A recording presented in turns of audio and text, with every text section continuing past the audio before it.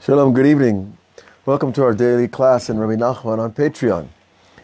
We are still holding in the first Torah, near the end of the second column of the first page. It's all one long Torah. And we've learned a lot of very valuable ideas about the war between good and evil, the Yetzer Hara, the Yetzer Tov, the elevation of the importance of the Jewish people through the learning of Torah.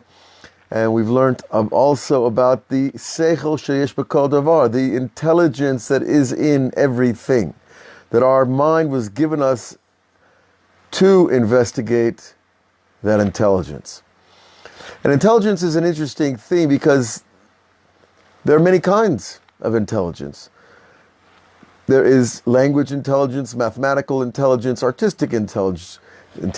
There is medical intelligence. There is kinesiology and the intelligence of your own body, which usually gets expressed in sports. And there is, of course, the intelligence of the natural sciences, the social sciences.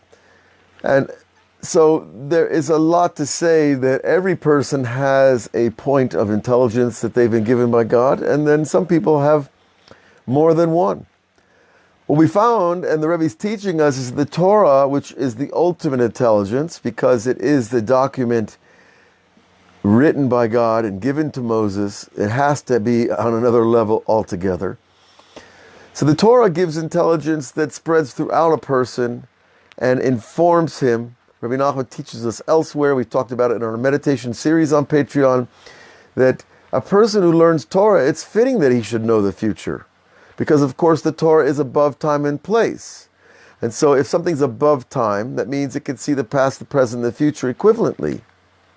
And if that's the case, well, learning the Torah means you're going to know things about the past and the future that you didn't know that you knew.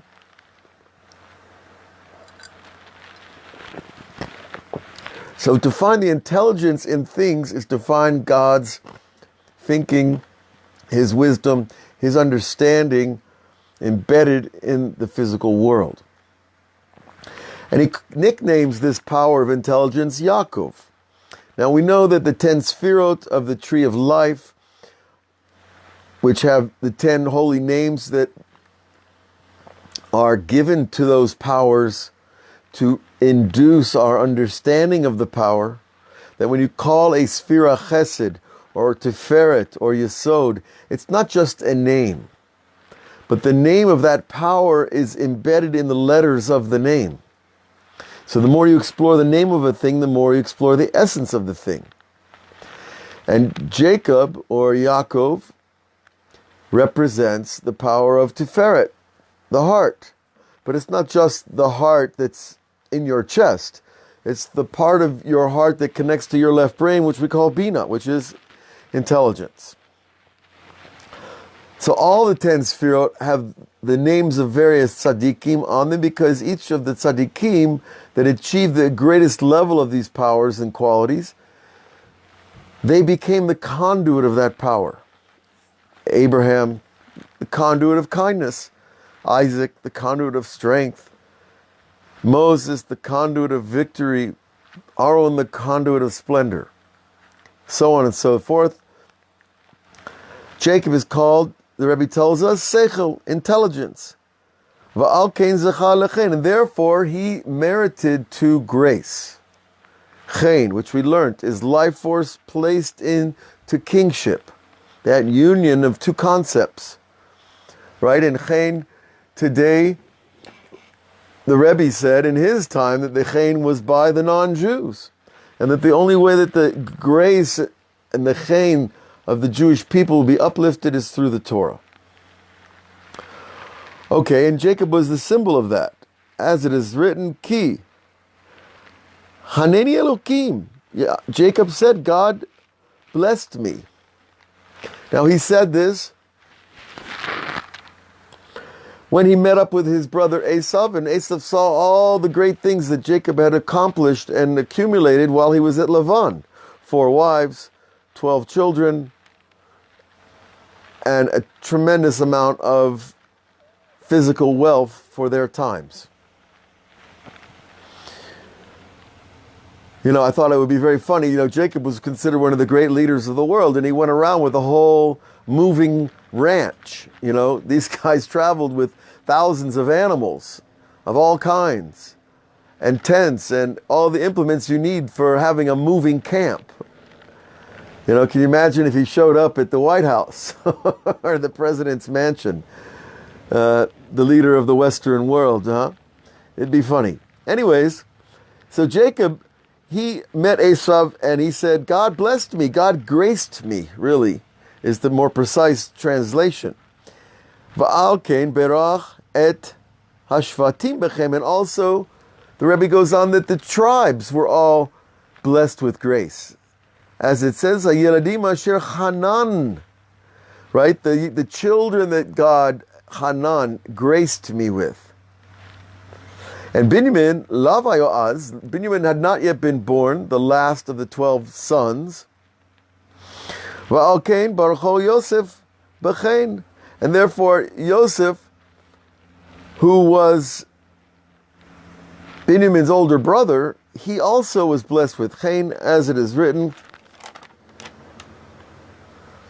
Elokim yechancha bini.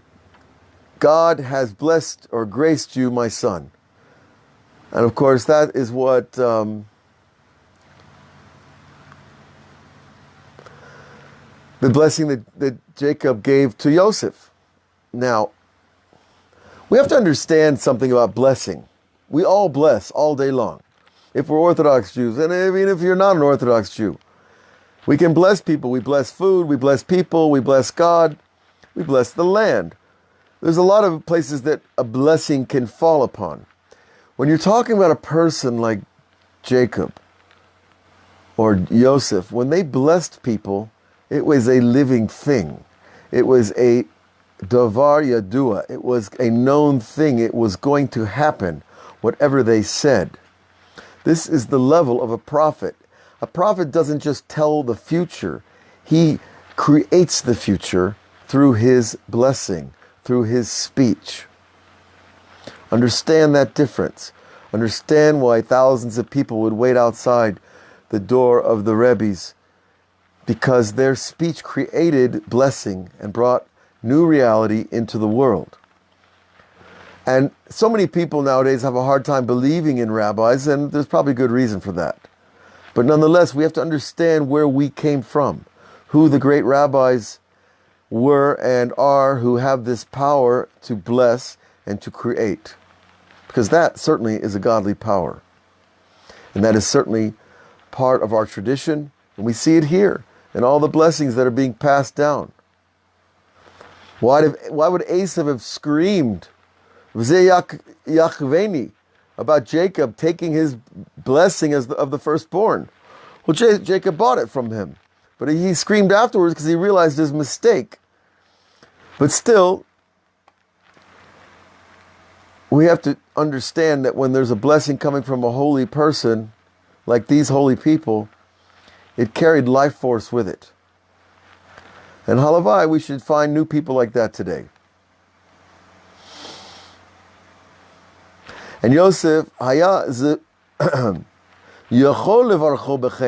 Yosef had this ability to bless his brother Binyamin with chen. Ki Yosef haya kalul biyoter b'chinat Yaakov, because we know that Yaakov's connection with Yosef was greater than all his other sons. He received the coat of many colors. Some say that coat was actually the first garment that God gave Adam in the garden, that drew the animals to him. And it worked its way down through history to Isaac. And Abraham obviously had it before Isaac. And before Abraham, it was by Nimrod. And so this coat is considered a garment of much more than just thread and a few buttons, you know what I mean? And so Yaakov, his essence was given over to Yosef. He became the king of Egypt de facto. And Yosef haya kalul biyoter, as the pasuk says, Eile toldot Yaakov Yosef. That there's this switch. Now in the Sfirot of the tree of life, we also see this because Yaakov is the heart, and that goes right down to the covenant, Yosef.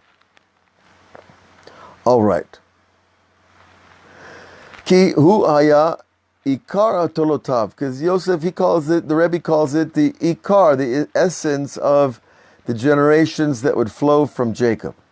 Ki Yaakov Yosef bahada hashive. The Zohar says, right, they're considered one, Yaakov and Yosef. Va'alkein ne'amar beYosef bechor shoro hadarlo. His firstborn, his ox, was a glory to him, a splendor, hadar, like pre-Eitz hadar, shining, sparkling, tasty, right? An orange. Well, anyways, so when Jacob called Yosef Bechor Shoro Hadar Lo, Bechor Hu Bechinat Hasechel. So here you see, when learning Likutei Moharan, you have to understand there's a symbolic parallel system of symbols with the tree of life, with the five main partsufim of the Kabbalah of the Arizal, with the symbols that we find in Shira, Shirim, and the rest of the Tanakh. So there is this conduit of symbols that is coming down through all the books of the Torah, through the generations. So when you read Bechor, what do you think? What's Bechor? Why is Bechor Yosef? Well, his firstborn. But we know Yosef wasn't Jacob's firstborn. No, but he was the firstborn of his favorite wife, Rachel, and the one he thought he married. Okay, so why is that called Seichel now? Why does he use the symbol of his firstborn as the symbol of intelligence? Because intelligence is born in a person's mind, which is at the top of the tree of life of each individual.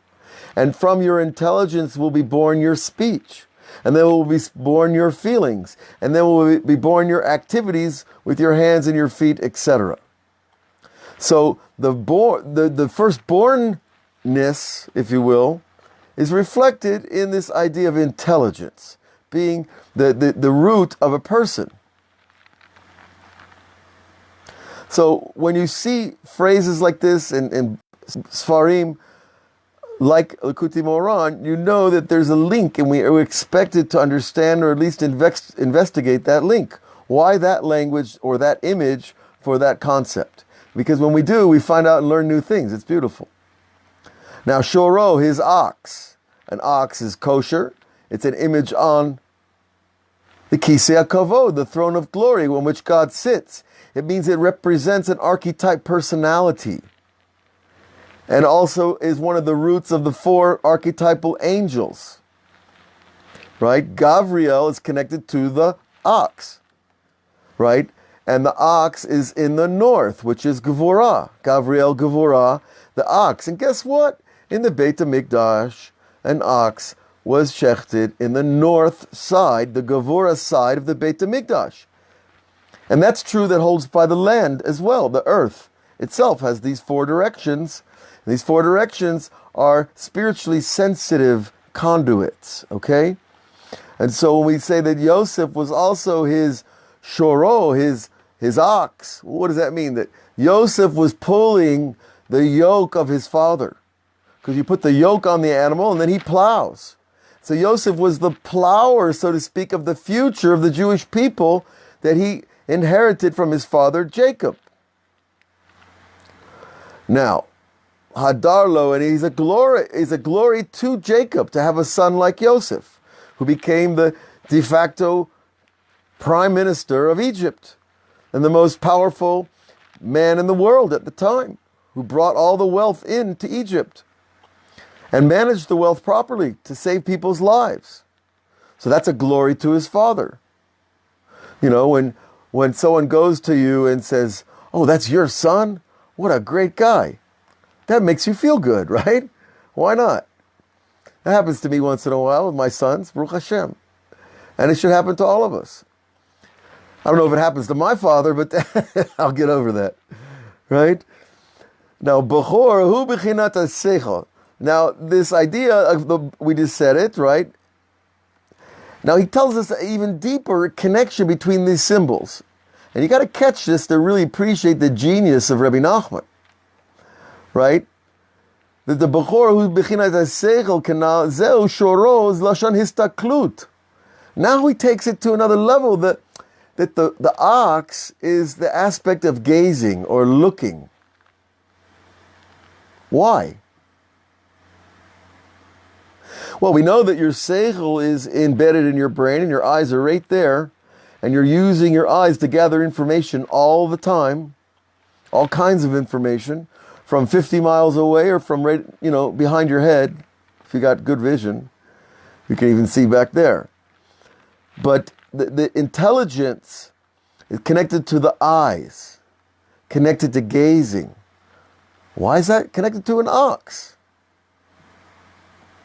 Well, he explains, Ki tzrichim listakel b'seichel sheyesh b'kol davar, that we need, that as human beings, we need to use our intelligence to gaze on things. To properly appreciate a clothespin, you have to think that somebody in a factory somewhere, I don't know, 100 and so many years ago, however long, came up with this idea of putting a spring with two little pieces around it. There is intelligence embedded in this clothespin. Now, most people probably don't pay attention to the intelligence of clothespins. They don't talk back much. But it's there, if you know how to look at it. And that's what the Rebbe's teaching us here. That we need to use our brain to look at the intelligence of things. And it's going to teach us. And that's real intelligence. To see the embedded intelligence in other things. I drove across a new bridge outside Jerusalem. And it's outrageous if you actually know or connected to what goes into building a bridge that 50,000 people need to cross every day on a 2-ton vehicles. You know what responsibility is there in that bridge for all the engineers that built that thing?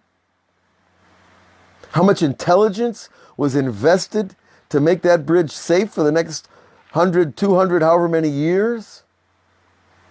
The concrete, the steel, the design, the resistance, the load-bearing abilities, the resistance to the wind, it's endless to a layman, to a person who's not an engineer. And we don't have to be engineers. The Rebbe just says, use our mind, look at the thing and appreciate it and see that there is intelligence here. And so on and so forth. And that's this idea of gazing, and gazing with the intelligence. V'zeu hadarlo, and this is the glory to him, Targim Onkelos, and the Onkelos says zivle, it's a light to him. Now he's getting deeper and more mystical. Listen closely. When you use your mind, which has light, to gaze on something else, the light in your mind can be used to connect to the light in that thing. So that light bulb experience, ding, right, is really the light of your mind touching the light of another mind that's invested in the thing that you're gazing upon. So when you gaze with your intellect, you're actually seeing intellect. You're not seeing a clothespin. You're seeing, wow, look how that spring works. And it grips the plastic. And how did they ever make that plastic? That plastic used to be petroleum under the earth. And how'd they get that out of there? And so on and so forth.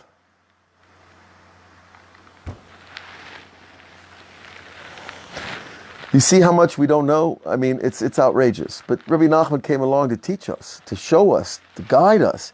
Use your mind to find the intelligence in each thing. Now that takes time. It takes time to practice it, and you can look all day long at that, that daisy in your front yard and not really figure out the daisy. That's okay. You start in pieces. You start at your level wherever you are. And I'm not looking for what I know. Okay? It's not about, I learned about daisies in 8th grade biology. No, it's not what it is. I'm looking for God's intellect in the thing. I'm using the light in my mind, as the Onkelos says, to zivle, to find the shine in it. Okay?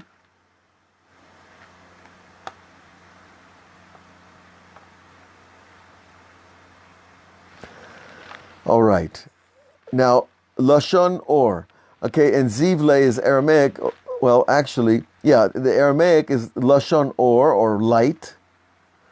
Ki asechel me'ir lo bechol davar. Because then the intelligence starts to illuminate back to you in everything you see. And you realize you are in a universe of infinite knowledge. Because everything has intelligence. And you're surrounded by it. Now, he wrote this long before the internet, long before you could punch a few buttons into Google and find out anything you want to know. We're not talking about that. That is obviously tremendous amounts of intelligence that went into creating the mainframes and search engines of today. But they didn't have it back in 1805. But they had a mind that knew how to look and to investigate. And the purity of perception, which we're going to be learning soon in another Torah, about as we purify our tools of perception, our eyes, our ears, our nose, our mouth, we start to receive the divinity embedded in these things that we receive from the world around us. And so it is fitting for a person who's on this path to see the intelligence of things, to receive the light from them. Me'ir lo b'chol davar. It lightens his mind from whatever he looks at. Afilu b'makom shaya ofel v'hoshech. Even in a dark, shadowy place. Now, I had a question when I learned this a little while ago. Dark and shadowy. Okay, we can understand. It sounds like, you walk down an alley somewhere and there's no lights. And your mind will still work and be able to see things. But then I thought, well, maybe he's really talking about low moral places. Or should I say immoral places. Dark and Ophel also could mean places where people do sins. Unfortunately, that there are still intelligence there. And so the light we're talking about is the internal light of the mind. And there are ways to strengthen that light. And of course, learning the Torah is the way we do it. And we get more precise as we go and more sharp, if you will, in your questions, in your answers, in your understanding, in your perception. So my heart really goes out to the people who don't know the greatness of Torah, because it's not about religion. It is, but it's not really about just religion. It's about finding the intelligence in creation. What an amazing thing. Of course, when you have the intelligence of creation, you see God, you want to serve Him. And you say, how can I best serve Him? And here's the book with all the practices that continue the process of illuminating the mind.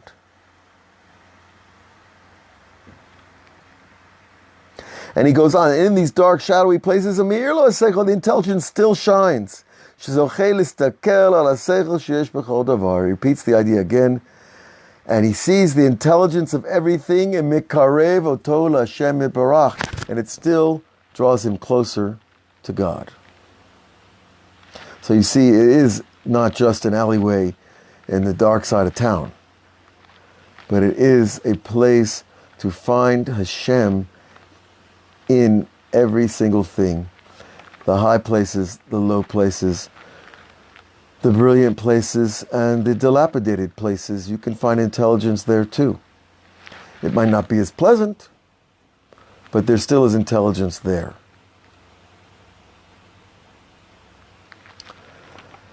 Now, tomorrow we're going to continue with this Torah, and the Rebbe is going to bring one of the famous metaphoric stories of Rebbe Bar Chana, a great sage from the Talmud, who is known for his mystical insights and his spiritual travel. And we'll talk about that in our next class. And this begins a cycle of stories taken from the Talmud about Rabba Bar Bar Chana. And there is infinite levels of interpretation over here that we're going to encounter about this idea to find the intelligence in each thing and how that connects with this war between good and evil.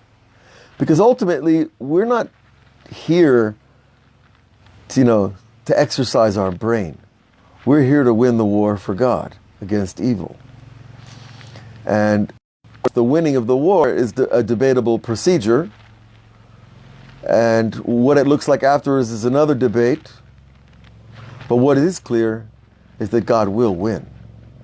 And really what's important is where we are in the equation and to do the most that we can for goodness, truth, justice, holiness, purity, understanding and wisdom, all the traits of the tree of life, because our traits are His traits, right? We get everything from Him. So God bless all of you. We'll continue tomorrow, and good luck with all of your learning and all of your gazing. And look around you and understand there is, in your child's broken toys, there's intelligence. We just have to look at it in a certain way. Have a good evening. May God protect you and your families, and may this difficult period come to its end as soon as possible. And we will see great glory of Hashem when it's all over. All the best.